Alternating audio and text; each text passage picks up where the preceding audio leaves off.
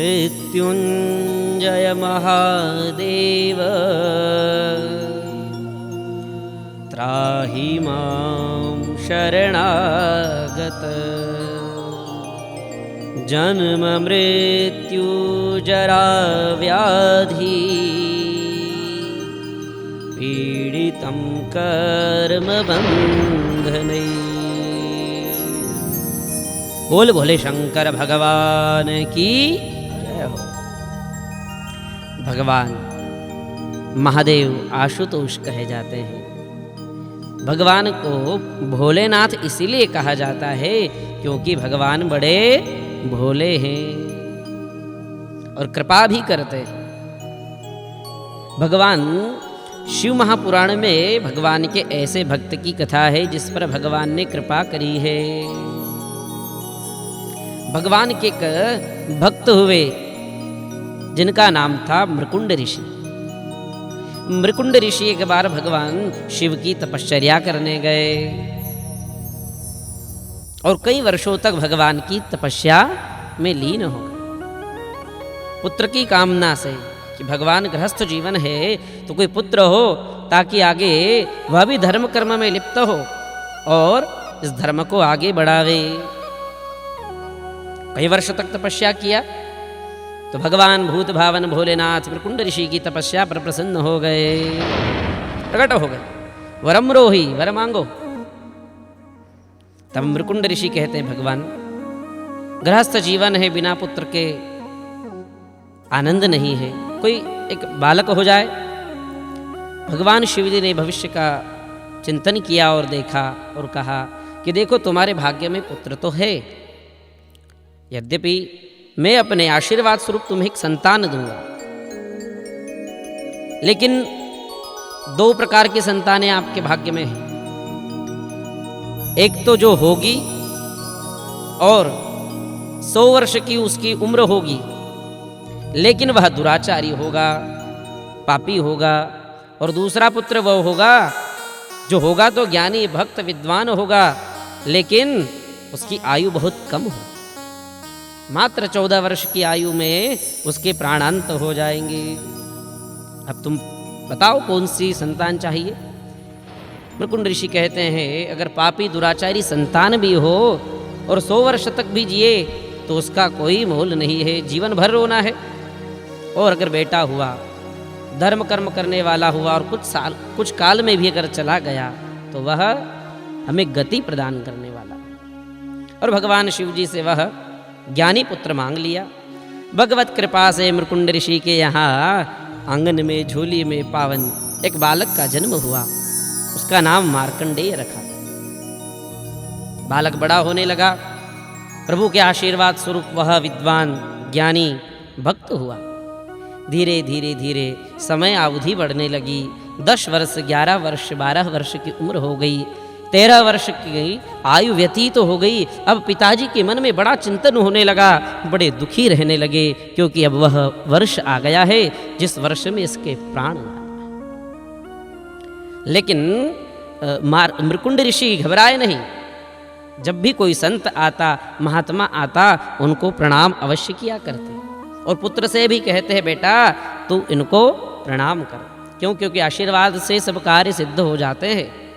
अभिवादनशीलस्य नित्यं वृद्धोपसेविनः चत्वारिर्तस्य वर्धन्ते आयुर्विद्या यशो बलम। जो नित्य प्रणाम करता है उसकी आयु बढ़ती है। अब तो जो भी आवे उसको प्रणाम करना।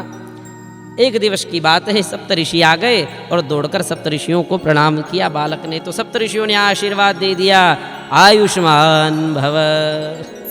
अब आयुष्मान भव कहा तो पिताजी हंसने लगे। मृकुंड ऋषि हंसे तो बोले क्यों हंस रहे हो?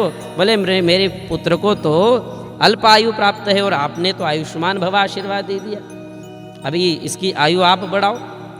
तब सप्तऋषि बड़ी चिंता में पड़ गए।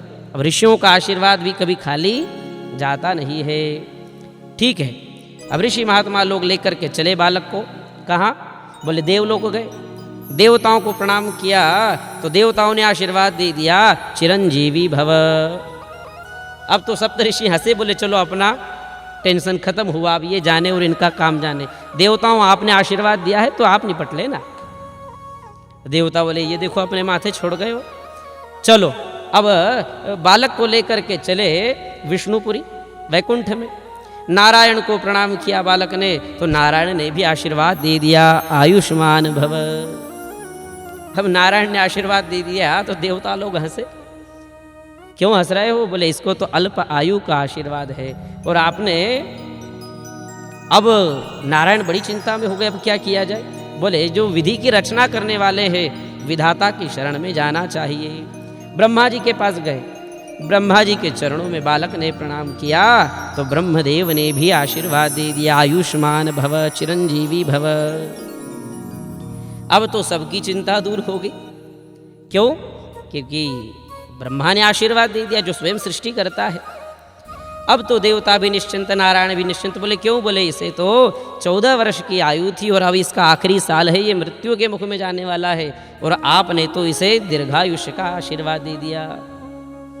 अब तो बड़ी चिंता हो गई। बोले जिसकी कृपा से, जिनके आशीर्वाद से इस बालक का जन्म हुआ है, और काल से भी जो बचा सकता है वो महाकाल।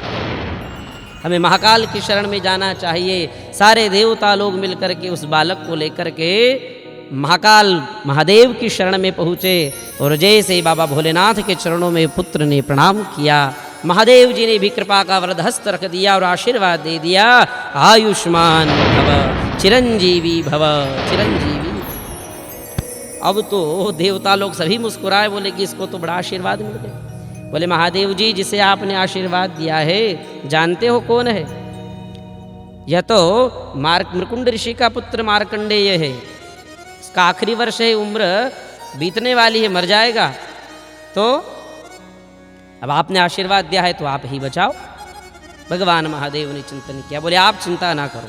समय बीतने लगा, इधर तो वर्ष व्यतीत होने लगा, 6 महीने बीत गए, अब तो मात्र समय बीतने लगा। धीरे धीरे 1 महीने की उम्र शेष रह गई है। मृकुंड ऋषि की चिंता बढ़ने लगी, आंखों से अश्रुधार बहने लगे।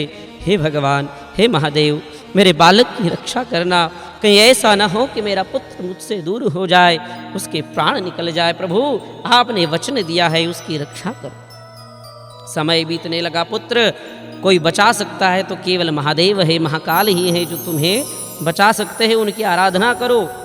और पुत्र मार्कंडेय भी भगवान के भजन में मृत्युंजय मंत्र का जाप करना शुरू किया।